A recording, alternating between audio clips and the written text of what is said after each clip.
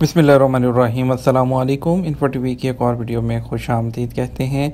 आपको बताते चलें कि बैरून मुल्क से आने वाले आज़मीन हज के लिए ज़ाब्तों का ऐलान कर दिया गया है, तो दूसरी तरफ सऊदी एयरलाइन ने हाजियों के लिए अपनी फ़्लाइट का शेड्यूल भी जारी कर दिया है।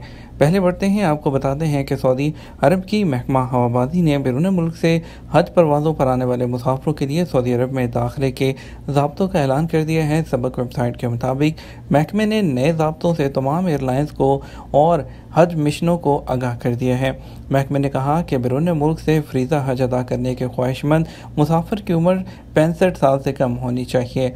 और इसके अलावा महकमे ने कहा है कि वज़ारत सेहत की मंजूरी से वैक्सीन की तमाम खुराकें उनकी मुकम्मल होनी चाहिए और आने से पहले PCR सर्टिफिकेट देना होगा, जो कि सफ़र से 72 घंटे पहले तक का हो। इसकी खिलाफ वर्जी करने वाले को सज़ा भी दी जाएगी। और दूसरी तरफ आपको बताते चलें कि हज सीज़न के लिए सऊदी एयरलाइंस ने अपना जो शेड्यूल है फ़्लाइट्स का वो जारी कर दिया है।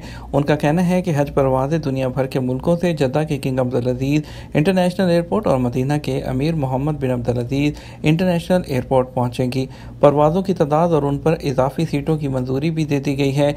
और इसके अलावा सऊदी एयरलाइन के डायरेक्टर जनरल ने तवज्जो दिलाई कि आज़मीन हज के काफ़िलों के इस्तकबाल की तमाम तैयारियाँ मुकम्मल कर ली गई हैं।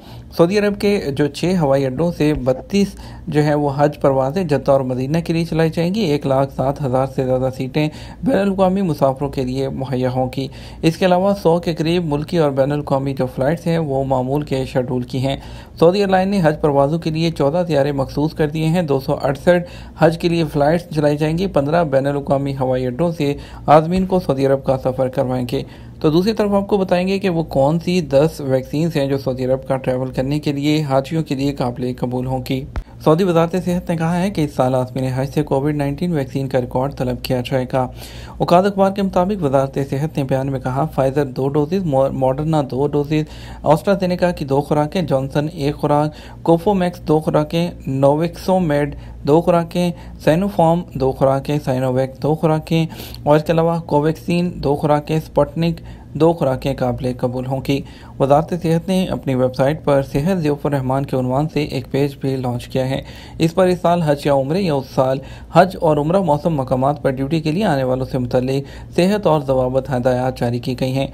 वज़ारत सेहत का कहना है कि आज़मीन हज को PCR टेस्ट की मनफी रिपोर्ट भी देना होगी।